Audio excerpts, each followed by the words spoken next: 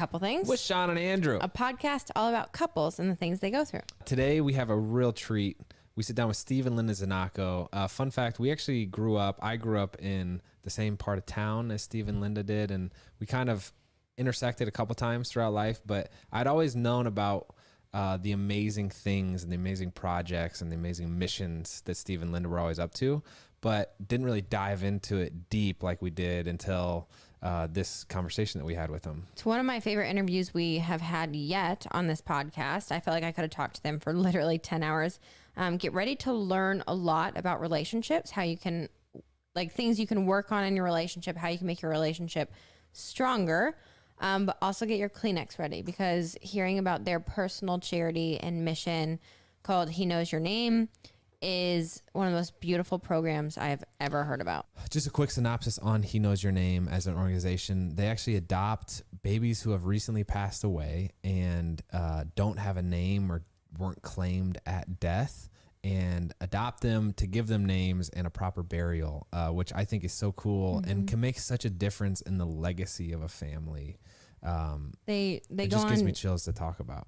Yes, and they go on to talk about how every baby, even after they have passed away, should know that there is someone on earth who loves them, who's, thinking about them and who misses them. And it's just incredible to hear some of these stories. And I'm really excited for you guys to hear them as well. So what impresses me about Steve and Linda is they're extremely thoughtful in their relationship. They actually teach a marriage course, which we'll link down below. But they're both super ambitious people, and they talk about how they support each other in those ambitions. With different things like cap salary or structured time, and they just go about things so very well. And I'm glad we had this conversation. I hope you guys find value in it as well. Excited to hear your feedback. Before we jump into it, though, please give the show a rating and subscribe to it on whatever platform you're listening to. That really helps us out. And can't wait for this one with Steve and Linda. Let's just jump into it.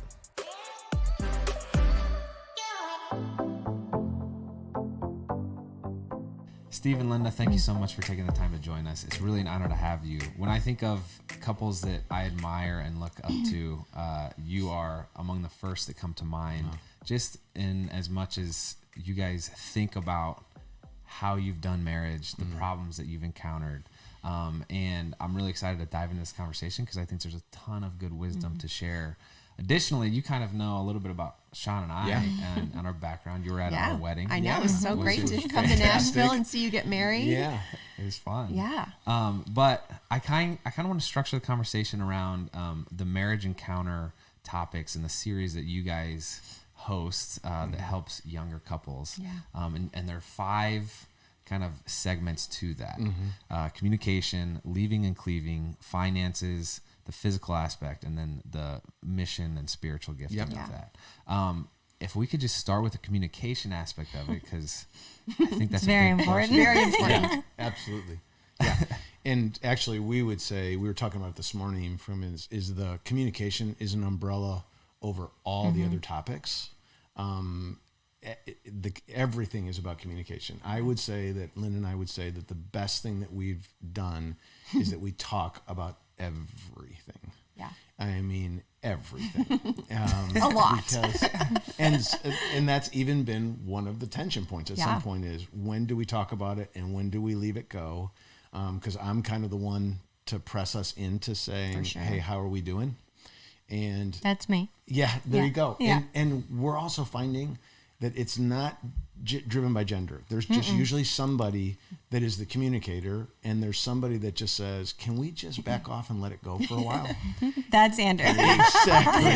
And I'm like, no, but we didn't finish it. Exactly. It doesn't feel like it's fixed. So we got to keep going. So even that, and we'll be good. skipping all over the place in this, but even that, like, we inserted language to be able to say, okay, when do we press in and when do we do strategic retreat? Because like, even Shawn, for you to say, it's very frustrating for somebody to want to press in, like to feel that there's something missing. And when your partner says, I don't want to go into that right now. If you leave it there, we found that leaves a lot of tension, because it leaves me saying, okay, we're unfinished and we don't have a resolution and we don't have anything on the grid. But we found out that if we say, okay, we're going to press into it, but Linda says, not now, then it's up to her to say then, but I will come back to you and say, we will do it. Yeah. So it's my responsibility to do that part. And that gives me peace to say, okay, we haven't just shelved it. We've just said, this is not a good time, which I can live with, but you've acknowledged it is something we need to talk about. And just inserting strategic retreat was really good because I felt like I'm chasing. She's running. Yeah. And well, I was gonna say, it doesn't leave it feeling like it's just on you. Right. Because I feel like sometimes when someone will say, just not now, then it's like, oh, well, it's then yes, I'm the only one who wants to fight, like exactly fight it out. And we've said in some of our discussions is saying, okay, this is another communication thing. Does just not now sometimes mean never? Yeah, exactly. Because we and I are the same. Exactly. And really seriously, like I'm not a big Enneagram person, but I am a 9. And so I hate conflict more than anything in life. And so I have had to really work through that it's not always conflict, but which is terrible, but it's an opportunity to go deeper. And I've had to retrain myself so that I can look at these things and say, when I'm saying to Steve, and as an introvert too, like not now, then what I have to say is then when, so that I'm giving him what he needs in that. And I'm then being responsible to be the one to come back so that it is a partnership, because otherwise, like he said, he's left pursuing. And I'm just like getting more and more running the other way. Yeah. So it's developing that trust between us to believe each other when we say, not now, it's okay. And part of the encounter is to just give ourselves language. I mean, like we're sharing something that I don't know, maybe it took 10 years into our marriage before we discovered. And so it's not like we just said, oh, the first time this happened, we go, oh, here's what we have to do. A part of the reason for the marriage encounter is we spent years and years sometimes with frustration. Sure. With not having language for what rut were we in. And when we could name it and we had identified it, and then we had some tools to work out of it. So our whole encounter is about opening our journals. It's not a biblical study, although it's all biblically guided. Yeah. Sorry. Can I ask you guys this? Because Shawn and I have discussed this. Even the core essence of this show is like to discuss and analyze how Shawn and I do relationships and analyze how other people do relationships. And we've had the conversation that, is it unhealthy to a certain extent to like really dig all the way down deep or revisit some skeletons in the closet? And it's like, we've always prided ourselves on like, we call it transparency. That was like in 2013 when we started dating, it was like just full honesty. Yeah. And then it's like, but is there a limit to that? Or should some things not be revisited?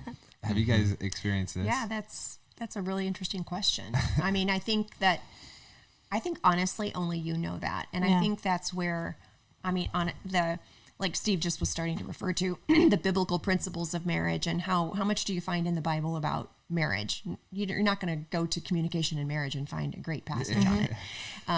But I think the walking with the Holy Spirit is super key to this, because I think there's seasons for full disclosure, maybe depending on just what you're going through and growing through personally, and then maritally, and then you're raising children and things come up, like layers and layers of things come up. You start raising your child and you're like, wow, when I was 9, I really struggled with XYZ and it's really coming up in me. And I haven't really talked to you about this, And so there's places and times for it, but I believe that that's where we walk with the Holy Spirit in marriage, and it's that 3 cords braided together that is really important to say, have I really gone to God on this? And is he prompting me to go deeper with him, first of all, and then with my mate in this? And we also, another discovery we had is there's a difference between being forgiving each other and being reconciled with each other. And this is another key that we found. So if I do something to offend Linda, oftentimes she would forgive me, but we weren't fully reconciled because it leaves the question of, is it going to happen again? Okay, does that make sense? So forgiveness goes one way, but reconciliation is when you've worked through something And that's when you may decide, okay, we're done with this. We don't need to revisit it. And we have some topics in our marriage where we've said, okay, we've not dug all the way down, but we are reconciled. We have decided that together we trust in one another in this, and this is the way it's going to be. But leaving it one way is just a tension point, because it's like you're sitting with your spouse that you love, but you're afraid that hurt is going to happen again. And so if you haven't reconciled it, you start to withhold a little bit, because you say, if I move into that again, the pattern's going to happen again. And the illustration we use is like, if I give Andrew, if I give you $1,000 and you're going to pay it back, and you don't pay it back. Okay. And then eventually I come to you and you say, man, I never said I was going to pay it back. That's just, you gave that to me. Eventually I go, okay, I forgive that $1,000. Yeah. But when you come to me again and say, can I have another $1,000? I'm going to say no, because I don't trust you. Right. I don't trust. So I've forgiven you, but we're not reconciled. But when you come back and say, hey, Steve, I borrowed that first $1,000. I blew it. I lied. I did this. I'm ready to change. And I believe that. Now we're reconciled, and I will trust you again with another $1,000. Does that make sense? Absolutely. Yeah. And one thing you talk about is, I think, in your relationship with your dad, he lacked giving specifics for what he was wanting to reconcile or get forgiven on. Yeah. And that struck me, because in our marriage, like, I don't want to compromise any of those trust tokens that I have, if that's how we're like viewing them. Sure. And so, like, I want everything to be forgiven, instead of just forgiven is like I'll give you $1,000 again. Is that what you're saying? Yeah. No, that's reconciled. That's reconciled. See, now I got to learn all this language. Yeah. Gotta get onboarded. But let me just pause 1 second and say, when you just said learn the language, because that is the whole point of the communication thing. Yeah. Like, getting a language for some of these things is what helps you communicate better and helps you understand one another better. And it helps kind of like hit it at the pass, so that you're using language that you both have agreed to, that makes sense for you. And you could even say to each other, like, okay, are we at forgiveness or are we reconciliation? Right. And how much conversation would that eliminate if you could just get there and then move on? And you may insert a strategic retreat there that says, we're forgiveness, which is great. We're at peace. We're not reconciled. But we'll need to talk about it. And let's revisit that another time, because at least we're at peace. But to mention what my dad did, which was such a wonderful thing, is my dad struggled with alcoholism. And so the first thing that you do is your 12-step program. And it says in that list, go and say you're sorry. Go apologize to the people. So he did that. Awesome. But I was sitting there saying, I think some of the stuff that happened is going to happen again. And so I didn't understand. I kept distance from him. And it wasn't his fault. I just didn't fully believe or understood that he really understood how it had hurt me. So then about 4 or 5 years later, he just did a wonderful thing to me. He called me into his office and he said, I did this in this trip, this and this trip, this and this meeting. Whoa. And I was like, flooded over me, where I was like, oh, Dad, I know you love me. Now I know what you did. Yeah. And you know what you did. And you know, and you won't do it again. And so that was what reconciled us. So now the gap was closed. And I can tell you, probably between the two of you, Linda runs to forgiveness very quickly because she doesn't want conflict. So one of the struggles we have is Linda's like, I'm saying I'm sorry, and I'm saying I'm not sure you're the one who should be saying you're sorry. It might be me. and she's just like, I just want this over. I'll apologize for anything. And I'm like, but then we'll just repeat it. And that's where we inserted saying, honey, don't apologize too quickly. Yeah. Because it might be me, and we won't be reconciled just by saying I'm sorry. So the thoughtfulness, and actually, I think in my experience, the difficult parts in our 4 years of marriage, like the hardest thing is just the self-awareness and like this introspection of like, absolutely, how are my actions affecting Shawn? Yes. Why am I making her feel that way? And I think that's why I'm more prone to like a strategic retreat, because sometimes like I'm just not that smart of a guy. Yeah. So she's like, well, why'd you do that? And I'm like, I got nothing for you. Yes, exactly. I just got to let me think about it. And then I pry even more. I'm like, okay, so what caused you to think that you don't know what you're doing? Exactly. Was it your mom? Was it your dad? I'm pulling the shoe so good. out of here. That's so good. Eject. That's so good. It's so good. But one kind of phrase that you have mentioned in your series that I think is just so amazing of a perspective to hold is you reminding each other like, hey, we know how this ends. Right. We know how this ends. And that's us remaining married, us loving each other. Mm-hmm. And it's like it's so powerful because at some point your mind tricks you and like, oh, well, maybe this does. For sure. Right? For sure. Oh, I mean, the way we live in a culture that tells us we have options, right? So that's always there. And we have an enemy that's always trying to destroy, kill, and rob our marriage of everything. And then we have our own selfishness that just wants to battle those things. So for me too, because it gets hard, I go there quicker. And so when Steve just enters in with that truth, like we know how this ends, and we kind of go through the truth of that. It settles us down so much. It really cuts the emotion in half too. Wow. So that is a huge thing because I'll just start to get emotional, and that's not going to take us where we need to go for sure. And it's a choice because we have seen, and you guys, again, this is something that we just inserted our marriage. That phrase. Probably 10 years ago. Yeah, probably 10 years ago. So we've been at this 38 years. So 10 years ago, we realized we still were surprised at how angry we would get with one another. Yeah. And the evil thoughts that would enter our mind, where you actually you're so angry, you start saying, this has never been right. You have never understood me, never, always. Right. And it was just like this thing. And I believe that is where the evil one just comes in and says, it starts whispering and saying, you were never meant for each other. This has been a mistake all along. And just this one time, now you can imagine, you guys know what it's like. And in the middle of this, you say, okay, because you don't wait till you feel it.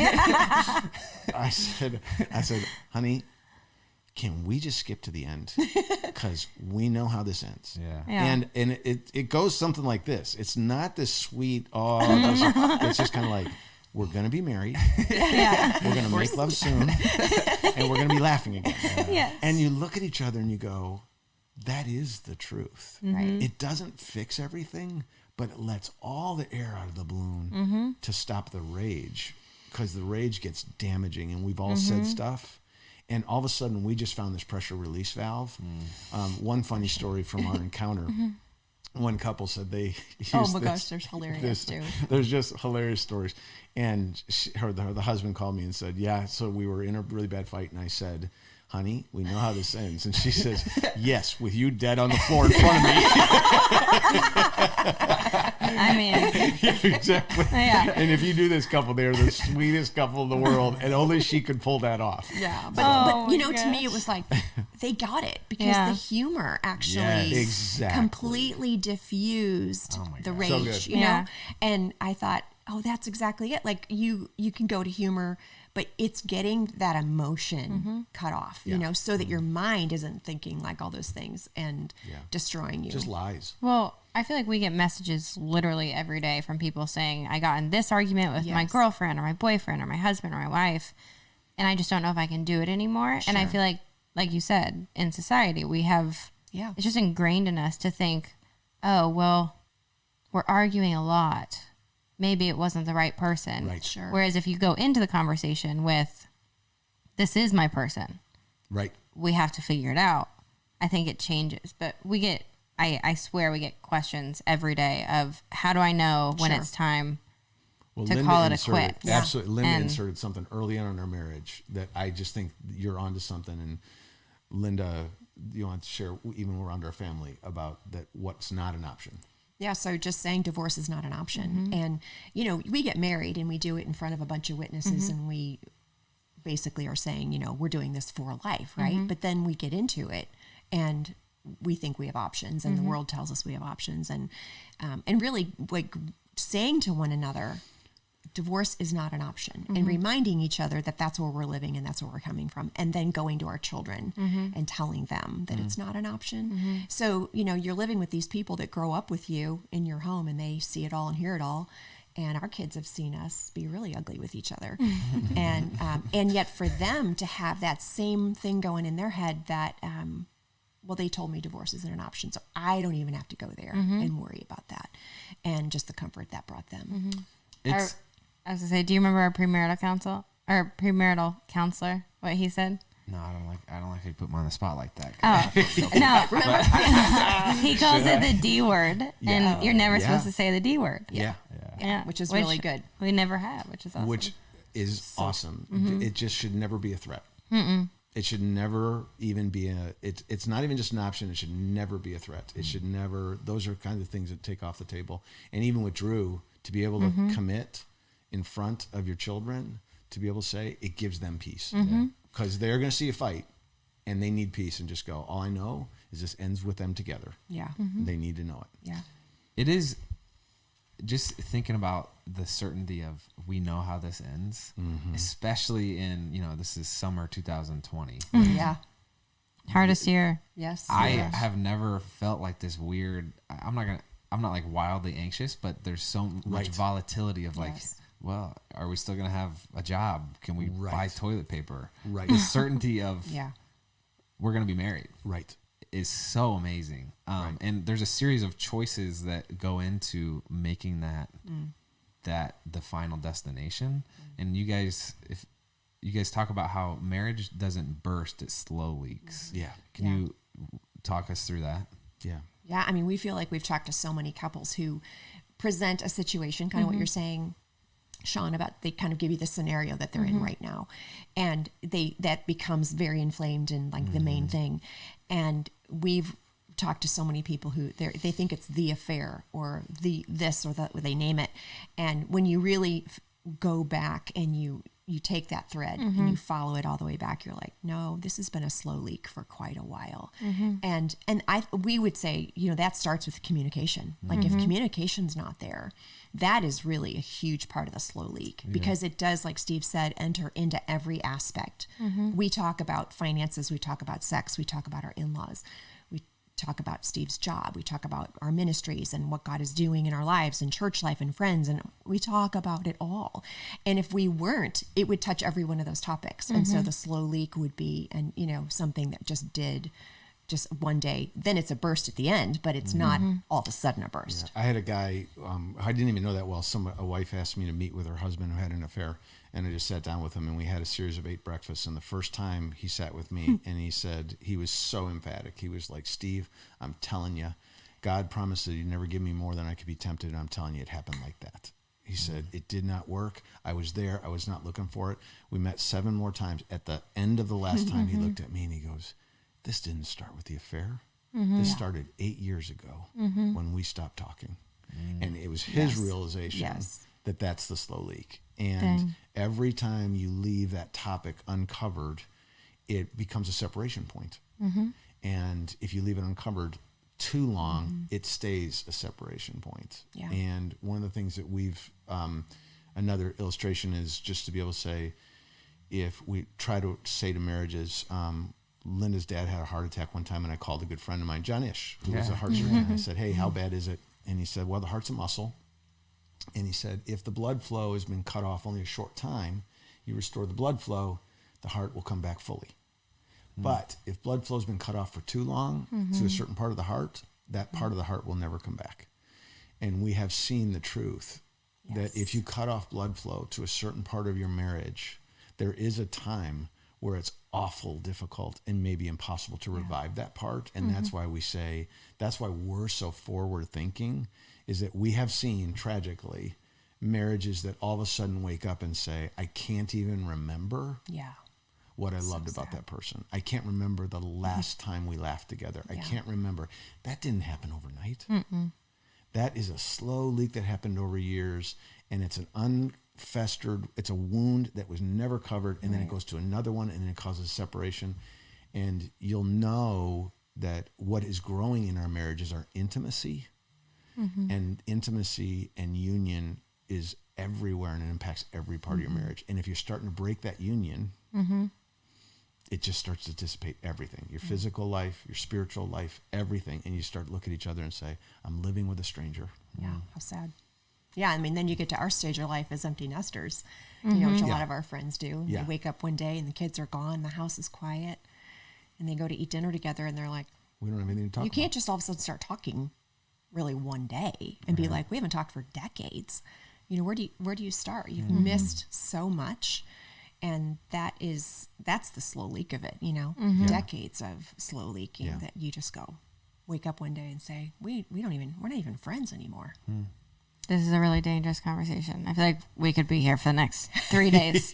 Well, I'm like, Well, oh we have my to remember gosh. the encounter is 5 sessions, an hour and a half each, Yeah. with an hour of sharing afterwards. So we're touching on stuff, but again, our hope is to give language, and then we can go, because it's just so hopeful to know someone else has been there, and that you can look at each other and say, we're not broken. We are meant for each other. Other people have been through it, and not only did we do okay, we thrived. Right. And so a part of our message is just hope. Marriage is awesome. Well, and I think, and for us just doing Encounter in community, we Yeah. realize we're not alone and we're all in this together. And I think isolation is another big attack on marriages. You know, you think it's only happening in your home and no one should know this. And when we get inside a room and we all talk about these things and then we do it together, it gives everyone a language. And we realize too, we've said in our church, you know, so when you're working alongside someone in Antioch Kids, or you're on the greeting team and you can say to that person you were in marriage encounter with, you know, like, I just don't feel reconciled with my husband over XYZ. Like you're forming relationships with a community that's for you. And I think that that's a really important part of support for marriages, that we each know how together to do this. And we're all aiming for the same thing. the alternative to that is you could still find community, but people who are kind of just drawn to the drama of like, oh my, I can't believe they just side with you, and they're just like yes men of like, yeah, you have to, you know, be angry and upset about that, and that's a dangerous place to be. So it's got to be they're supportive of you both. Totally. And like there's times where I get called, you know, will you meet with me? And I'm like, I'll meet with you once, and then we're all meeting. Yeah. Yeah. Because it can't be one-sided.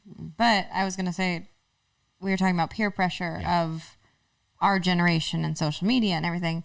People are so afraid to show that relationships aren't perfect. Oh my gosh, yes. And I don't understand it. Yeah.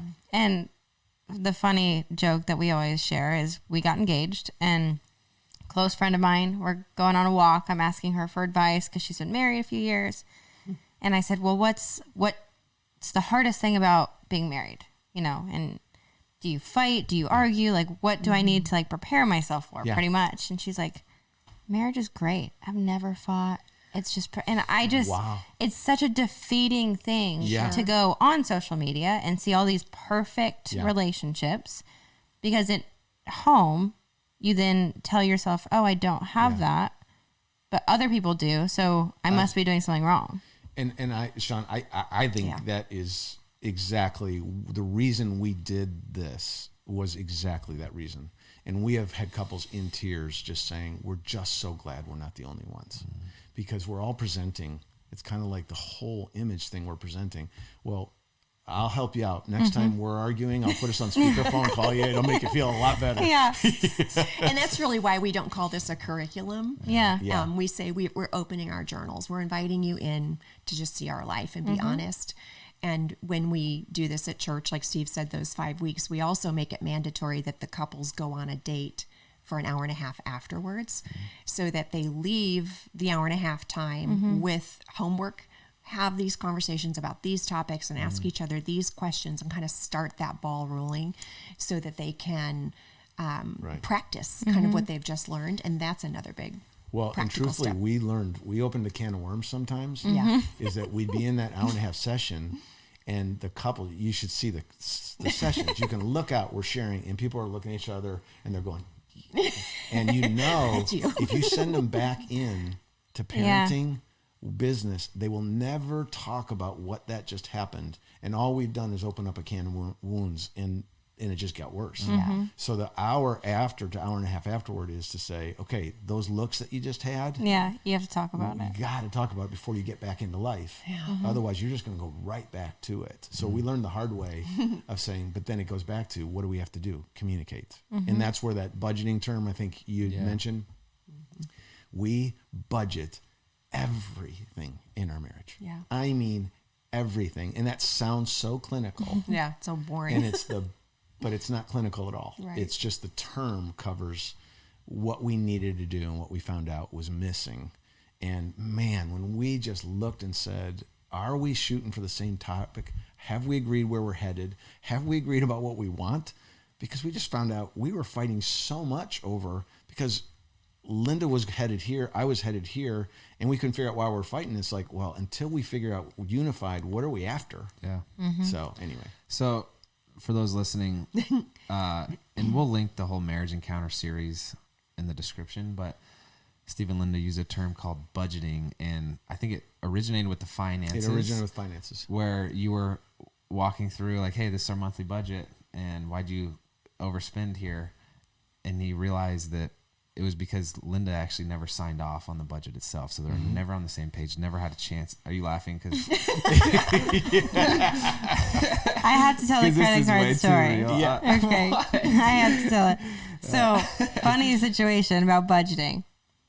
We are getting more unified in everything, and we're still working on it. Sure. But Andrew walks in one day, just cold, like no communication has ever been had about budgeting. And he's like, I'm cutting up our credit cards. And I was like, oh, okay. Let's take a step back. What's going on? He's like, you're only allowed to pay in cash from now on. And I was like, what are you talking to Dave about? Ramsey. Exactly. And I got defensive and stubborn, obviously. Yeah. And I was like, you mean to tell me if I go to the grocery store, I'm going to have to go to the bank. I'm going to have to get out cash. I'm going to have to go from the bank to the grocery store. And if I don't have enough cash, I'm going to have to go back to the bank. And he's like, yeah. And I just... So now we have 40 credit cards. And that's how we compromise that. Exactly. But doing that not just with finances, but actually getting together and getting on the same page of, hey, this is where we want our career to go. This is where we want our service and missions to go. And I'll use that as a transition. A big part of communication is understanding what the other is called to, and a second of the 5 kind of segments that you guys talk about in marriage are your spiritual gifts and your missions.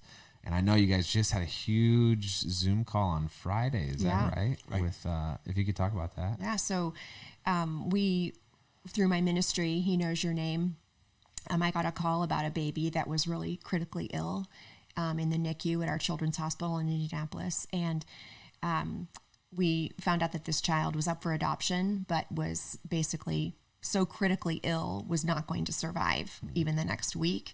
And they needed someone to make medical decisions for the baby. And because the ministry I have takes care of children in death and gives them honor and dignity, when I got the call, that's where I thought this conversation was going. And when I realized they were asking me to consider taking care of the baby in life so that we could be with this child in this fragile state, it was just like, it was just so beautiful, because when I told Steve about it, he said, I got on the phone with him and he said, I'm going with you. You're not going to do this alone. And that partnership and friendship in our marriage just came right into my ministry life, and it became a partnership and something we did together, which then ended up being final on Friday, that we adopted Abigail Elise together and brought her in to our family. And that whole process that's been 4 months long was something that, God continues to take the kingdom work we're both doing, which is very separate in some ways, and brings it together and makes it something we're doing together in marriage. And it has just been such a blessing for us to experience so many different things. But we had never done anything like that before. I would love for you to speak more about He Knows Your Name. From an outsider's perspective, they could look and say, well, she was 3 months old. Like, why put so much effort and time into legally adopting this child? Why is that important to you guys? Well, Abigail, it's about changing the narrative of a life, because Abigail's mom left her, abandoned her, and so there's a little baby left to die, basically, without any claim, without any name. The name on her door was Bufa, baby up for adoption, instead of being called by name. And so we get a chance to come in and hold her, and we worshiped with her, and we baptized her, and we held her as she died. So we had 24 hours with her. And what we feel like is it's a kingdom opportunity, because the whole narrative changed in the hospital. Right. When we walked in, you guys, the receptionist said, "We've been waiting for you," because everybody in the hospital knew that there was this abandoned baby that had no claim, and all of a sudden two people come, which we believe is a representation of the kingdom, and say, "We'll step in." And so we loved her. We fell in love with her for that 24 hours. It's amazing how God gave us a heart for her. She was beautiful on the outside. She looked perfect. And so we held her as she died. And so the adoption was the finish of the narrative over her life was abandoned, nobody wants you, to now not only do we want you, we're going to fight for you, we're going to go to court for you, and now you have a legacy. And so now she carries a legacy for her life. And the beautiful part about Abigail is, if you were there at the funeral, is so she was abandoned, but in her funeral 130 people showed up. She had a police escort or a mercy escort down the highway to her funeral. She was a celebrated daughter of the king, so her story went from abandonment to a community claiming her and mourning her. And we just talked to our youngest daughter and our other kids, and we have another person. So it's dignity and affirmation that every life matters to God. So Linda's stepping into death all the time and putting dignity on a name that otherwise people look at and say, well, why did that baby live? I think it's really good, like Amelia. Right. Just tell this I've quick claimed story of Amelia. 24 babies in death that have been abandoned at either a coroner's office or a hospital or outside. But this call with Abigail was so different because she was alive. So she was born on February 8th. We got the call on February 7th, and we were with her from February 7th to February 8th. So the 3 months was from the time she died to the whole process of adoption. But we didn't have that idea. We didn't know it was even a possibility.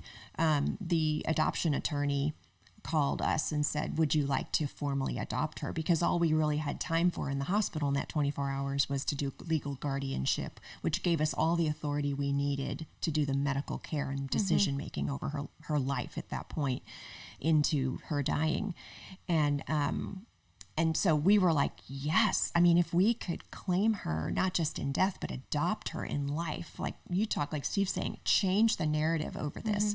She had injustice all over her because of her situation.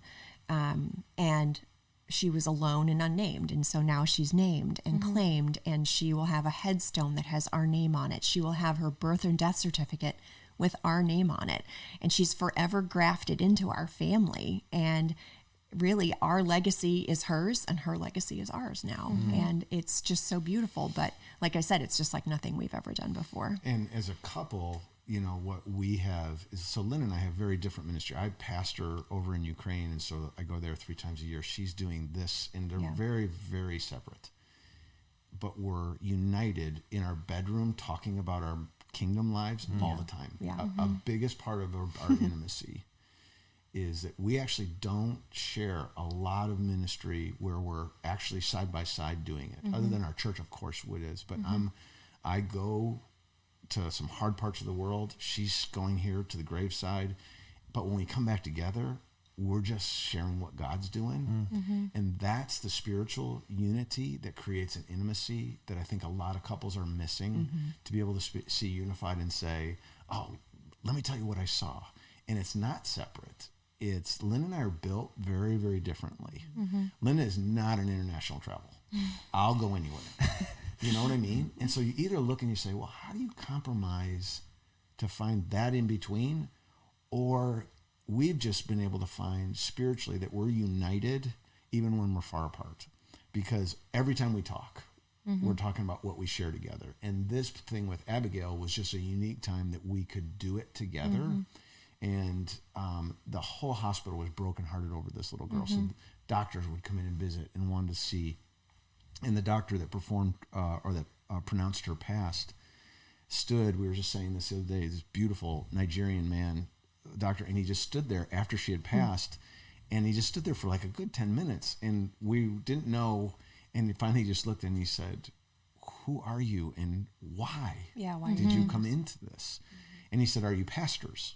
Which is just kind of what everybody thinks, right? And we said, yes and no. We're not pastors, but we are shepherds. And just like you're a shepherd. And we got to pray for this man. We got to pray for nurses. So there's this entry into, as a couple, that we get to minister by standing together in the kingdom. I don't know if that's making sense. No, yeah. But we're very separate. And like one of the things that happens with couples is like Linda way leans more towards the prophetic. So she'll get words from God. She gets direct verses. And what we've seen couples struggle is I don't. And I can feel less than sometimes. I can feel threatened because I'm supposed to be leading spiritually, but I watch her and I see how she walks with the Spirit. And I do walk with the Spirit, but not in that same way. And we had tension for a while in our lives of saying, okay, what is this supposed to look like? And there is a way as a couple that is we found to embrace each other's spiritual gifting and then lean into that strength. I'm always the leader, but there's times when I lean into Linda's strength because we're in a spiritual part that this is right up her lane. And so imagine the unity of feeling like I'm leaning into you right now. And she just takes it and runs with it. She still looks for my leadership, but it's not always coming under me. There's sometimes she's just stronger than I am. And so finding that has been really cool for us to look and say, whose strength do we lean in this minute? And sometimes it's Linda's. I think sometimes people compare the gifts. I mean, we do it in church, right? We do it in community. Which gift is stronger, which gift is more important in the body, or any of that. And really, at the end of the day, what unifies us more than anything is that we both love saying yes to God. And that is what leads everything. And it doesn't matter how we get there. But, when I got a call about Abigail, would I come down to the hospital and meet with this medical team and talk about this thing? And I couldn't even get my head around what they were asking of me to come down and talk about end-of-life decisions for a critically ill little baby. I was like, well, yes, I'll go. I'll go and figure it out and just listen. And then I call Steve and I say, this is what they've said to me. And he's just like, well, I'm going with you. And that's where we stand on unity. Yeah. And the yes is kind of what leads everything, so that we can then say, it doesn't matter that you're bringing this strength or I'm bringing this strength. We're about the kingdom and doing radically whatever it is Jesus is asking us to do. That's amazing. It gets me excited. It's inspirational. Yeah. I think about Abigail, and I think the judge said that now she'll have forever parents. Yeah. And another quote I saw was, now it's apparent that she was wanted and known and loved. And I think about the alternative to what that situation could have been. Right. And I'm thankful you guys did that from the father of a baby myself. Right. It's powerful. One thing you guys talk about how is if your marriage is off, your ministry is limited. And that is so powerful. It's so crucial to if you're married, whatever your mission is, if you can talk about if there's something off at the marriage, it's going to limit what you do. Yeah, because we really are so connected spiritually that it is like Steve's, analogy of the heart. Like there's blood flow that's not coming into that place spiritually and maritally so that we can go do what God made us to do. And we believe that really the first platform with which we do anything is our marriage. It's not ministry first. It's not even parenting first. It's that we are who we are because of our marriage. We do what we do because of our marriage. It gives us so much credibility and so much authority in our communities and in the church to be who God created us both to be. And it's a mystery because it's like there's the individual part of that, who we are and how we manifest the gifts in our lives, or who we are as a couple.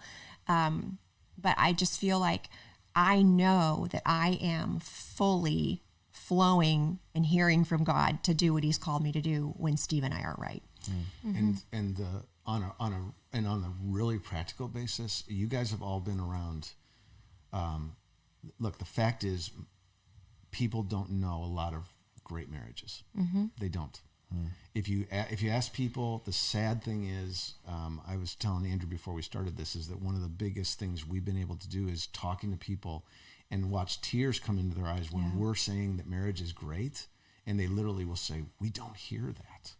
We hear marriage is okay, we hear it's good, but so they don't see great marriages. So one, think about it. Anything time you have something that is very, very unique, it gives you a platform. So if you have a great marriage, second is you can't fake it. You and I, we've all been around marriages that you will watch a facade, and then when you're in them socially and you watch cutting remarks, you watch insulting shortness with each other, and you look and you go, you know it's not right.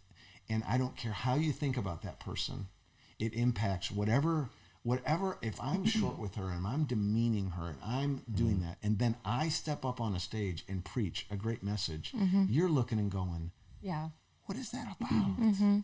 So it undermines, it underpins everything that we have. And one of the greatest things, and I don't know if you guys, the couples you hang around with, but I remember as a young guy, one of the things that I realized is I need Linda to think the world of me. That's the most important thing for me as a man is, and I've watched as a young person, I was just watching women walk in and say about their husbands, why don't you dress like him? Why can't you act more like him?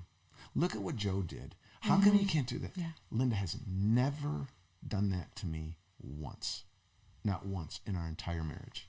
And anytime I see a wife do that, I just look and I say, don't do that.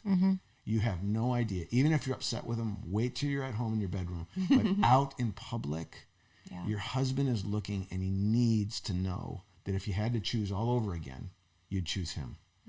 And I watch, and so I look and I say, that tells me a lot about a marriage to be able to say, because that tells me you guys haven't talked close enough to know.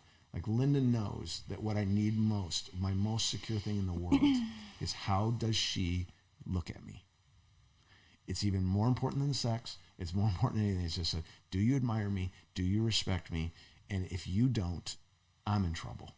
It doesn't matter what else is going right. And that's the other platform that it builds up, is that I can be out in the business world, and if my marriage, if Lynn and I are struggling, I feel it everywhere. I'm not saying I can't operate, but I am not operating in the time that when we're strong. Does that answer your question? 100%. Yeah. Would you say that the core behind that, you feel it everywhere because this is the person that you've shared most with, and so if you don't get the affirmation, as much as we don't try to get affirmation from each other, it's definitely a part of the equation. I feel like that it undermines your self-confidence of like, oh yeah, well, if she doesn't love me, she knows most about me, then these people won't, and I'm giving them my best face or my best image. Sure. And life is hard. Relationships are hard. Work is hard. Ministry is hard. Church is hard. And I think, but if I can leave this and feel like he is so for me, and I just feel full. I mean, that goes to another term we use in our marriage encounter is, if my cup is full from Steve, I can go pour out all day long, like this endless well of everything I need to give everywhere else, as a mom, as a daughter, as a sister, as an in-law, as a friend. And I don't mean that to sound like he's, my everything in that, but like it starts with the companionship that we have, like what you're referring to, being so known and comfortable there, that Steve fills my cup like no one else in this world can, because I chose him and he chose me, and God crafted marriage to be a covenant that would be that place like an intimate place of something that we get something from each other that no one else can give us. And I think that men in particular, I meet with men all the time that are totally confused. And I was confused. They're confusing their sexuality, their sexual desires with what God has built in them to be looked at as a man.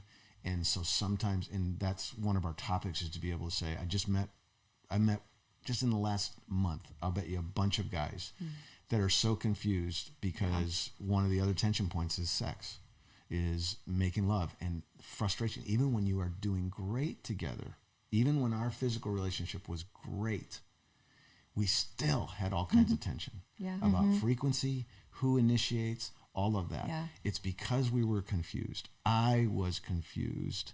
And I think men are confused to say, like the Book of Solomon, it says that it shows this picture of a man just saying, I want my woman to look at me and say, if I choose anyone, it would be you. And that is even more important than the physical. The problem is that sometimes we've connected that the only time I feel that way is when I'm having sex, and that doesn't fill your cup. I mean, one of the discoveries that we had is just to say, if I initiate all the time, and again, this is going into another topic, but I just want to say one of the confusing things, this would take another hour, but why was I frustrated? Because I love being with my wife. Why was I frustrated if I initiated? If I'm only about the physical, then why do I care who initiates? Well, I care who initiates because if I initiate all the time, I still get the physical. But what I need is to feel like my wife wants to be with me. And so we're raised to believe that men are physical and women are emotional, and the best thing you can do is compromise in between. That's not true. I found out I had to move towards, my cup was filled by not just the physical, but by the desire that she has for me, the respect she has. And so men are chasing it in the wrong way, and they're so confused, and they're going over here. And when you unite those two things, the intimacy and the union and the emotion, then it's lights out. Physically, it improves everything. Yeah. Our physical life is better now than it's ever been. And it's because of the lack of confusion and the understanding and the role that we play for one another. Which takes a ton of communication. There's one story, I think it was when you were pregnant, and on the concept of filling your cup. Yeah. And you mentioned that, you would leave Linda and she would be upset, and you're like, well, I just was with her all the time. You sat down with a mentor. Yeah.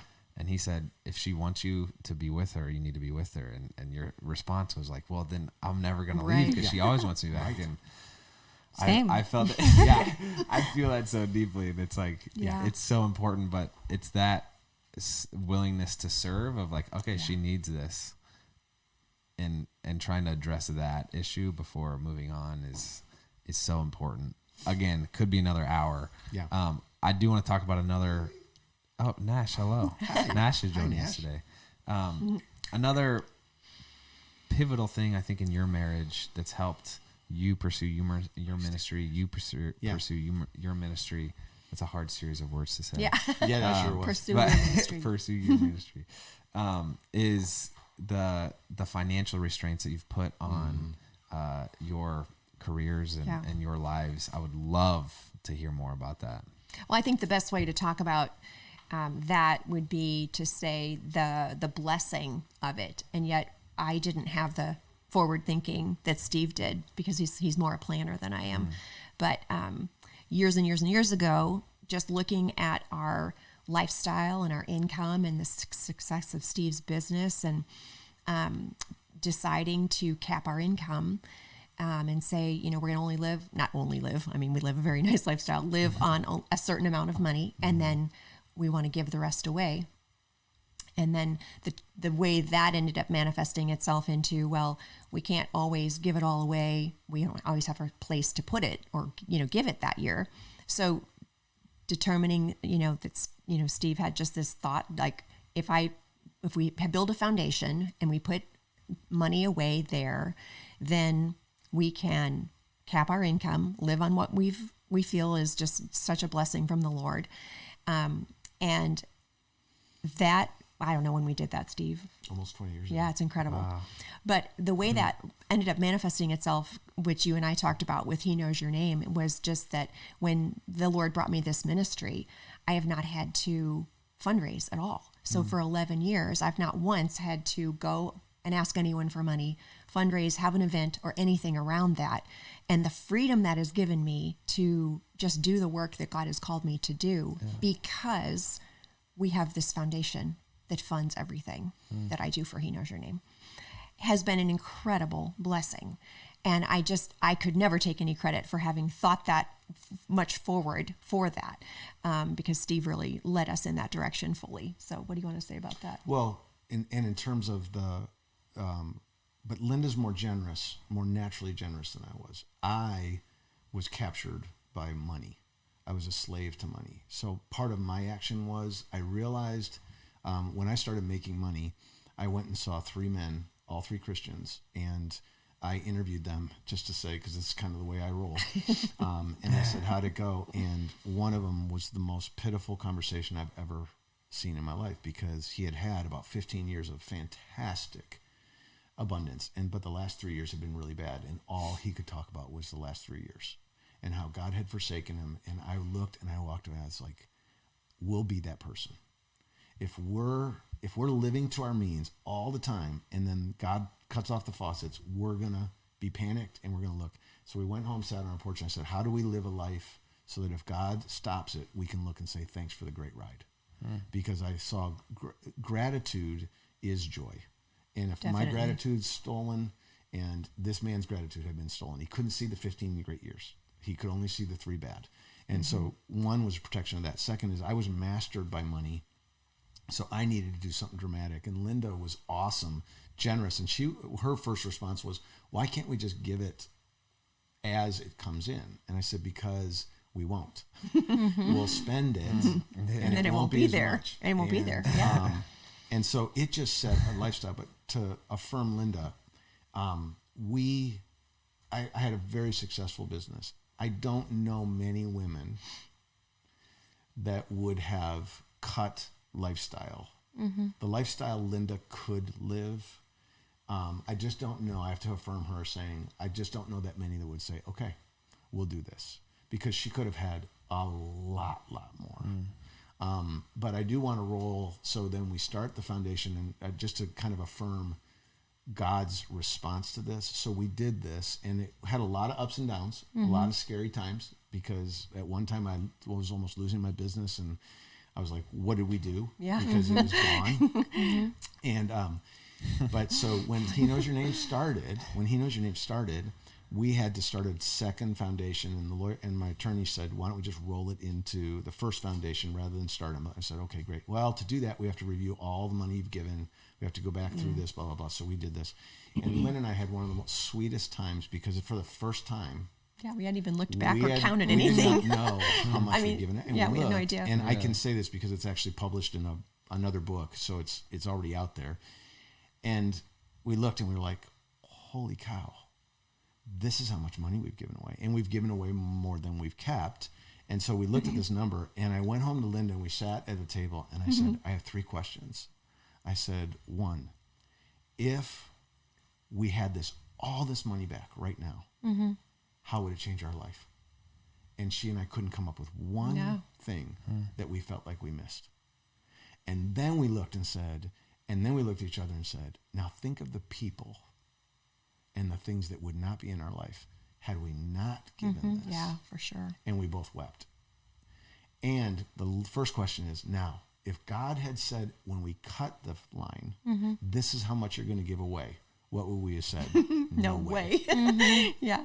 And so it's one of those God things of just looking and saying, we would have said, no way. We had a good heart, but if he would have said, this is how much, and this is what's going to happen, we would have said, not doing it. Yeah. But the very thing we would have said no to him turned out to be our biggest blessing. And I would say in our lives, that's what we live with, knowing that often the time the thing we want to say no to is going to be the thing that God's going to just rock us with. And so that's kind of where we went into with Abigail. of going, we didn't want to hold a baby as she died. It was heartbreaking. It really took us to a hard place. taking a baby off life support. But she changed our lives. Was the hardest and the best thing we have done together. Someone said it's a beautiful, terrible. Yeah. Said, I'd be curious, does the weight of your ministry ever affect your home life, your relationship? I mean, it's the most beautiful ministry ever. Thank you. But that's a weight you have to carry around forever. Yeah. And the grief after Abigail together was really, really hard to walk through together. And there have been things that have been really hard. And I will say, God has equipped me and qualified me to do this work too. And I don't even understand all that. But a lot of times people say, do you just cry all the time? 24 funerals, right? You cry all the time. And I have to say that the mystery of the Holy Spirit in this for me is that he's given me an incredible joy to do it.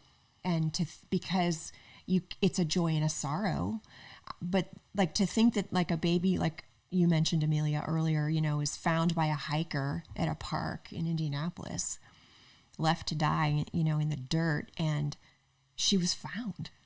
She was named. She has a legacy. And we got to celebrate her life. What's her like? Can you talk about the footprints? Yeah. But it's like that joy really for me overtakes the sorrow most of the time, for sure. And it's just a mystery. It just is. Yeah.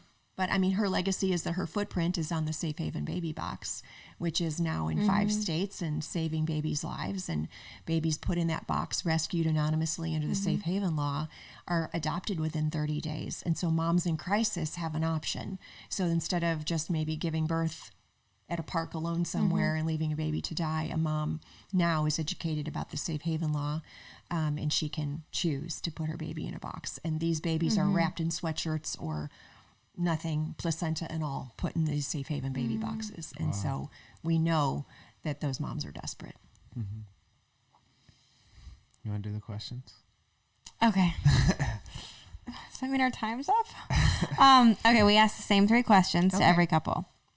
Lighthearted and fun. Great. But you have to choose who goes first without knowing the questions. Linda goes first. Okay. How do you like that for gallantry? Yes. So, first question we always ask, because it's fascinating to see the answers, is what's your biggest pet peeve with one another? Yeah. Oh. Yeah, that's awesome. Oh, gosh. That's awesome. One? Great question. Steve's nervous. Yeah, one. Linda says one, only one. Okay, the thing I've been griping about lately to him, I'll just pick that, is that he leaves his coffee mug on the counter with every morning he has peanut butter on a bagel or something. Yum. And I'm not a coffee drinker, so I, have the coffee mug and the peanut butter knife on the counter every morning. Wow. To clean up after. It's my not thing. bad. It's not that bad, but that's my thing. I come down and I'm like, peanut butter and coffee. Yeah. Not my favorite smells in the morning. Yeah, I would get that. Yeah. Okay, now you. Mine definitely is Linda's. We have very different communication styles. Okay. And that is so frustrating to me. Yeah. Because I'm a succinct communicator. Linda's an around, and that is just, and it's judgmental of me, but man, is it frustrating. So that's my pet peeve. It makes me think of the comedy skit. Is that what you're thinking? We went to a comedy show the other night, and this guy was talking about how he asked his wife what time she's leaving. Like, she was flying out. He said, "What time are you leaving?"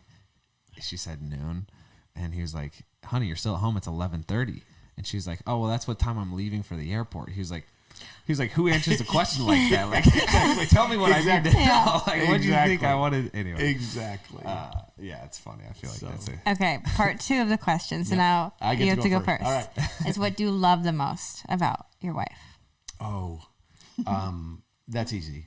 She is the most devoted person I've ever known in my life. And she's the most devoted to everybody that she's devoted to. She's just equally, I just watch her dive in with people. That's easy. The most devoted person I've ever seen.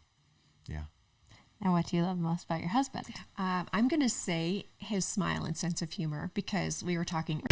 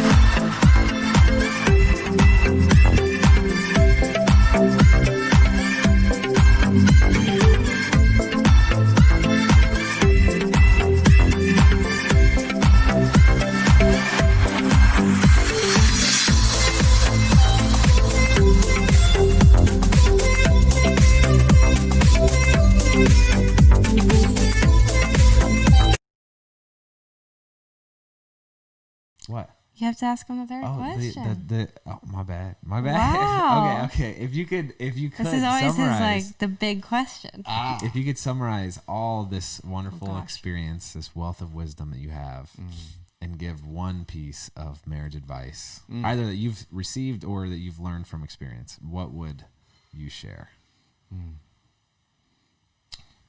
That one's easy for me. Is that I fought monogamy and the beauty and the growth and the purity and the wonder of monogamy is the biggest testament to God, because I feel like if there's anything in the world that says one person can't fulfill you, one person's never enough, it can't, that's the narrative of the world. And yet I am finding the exact opposite, that God knew us better than we knew ourselves, and he knew that monogamy, and it just keeps getting better and better. So I am continually amazed that monogamy and the purity of marriage is where it's actually at. It's not just a trade-off. It is the only place we can be fulfilled. So that's mine. Okay, what was your question again? Best piece of advice you've been given or you would give? The best piece of advice, probably from my husband to me, is to trust him and let him lead us in places that I know are best for us. Like, I think of the times that I've had to just kind of put myself aside and let Steve fill my cup with his love for me, his adoration of me, his loyalty to us, and let my feelings be put aside and let him just pour into me. So he knows me better than I know myself most times. Wow. This was great, guys. This was really fun for us. I've just been absorbing so much stuff. I don't think I asked any questions. I'm just like, Yeah. Anyway, we really appreciate you guys joining us. Thank you. You guys This are was wonderful. a joy. Thank you. Yeah, You're thank gracious. you so much for inviting us. Yeah. It's so good to see you guys. And Drew's beautiful. oh, thank you. Yeah. Yeah, she never made an appearance. I know. She's still She's asleep. still sleeping. Miraculously. Yeah. Good. Sweet. Well, thank you guys. Yeah, We absolutely. are. Yeah. Okay.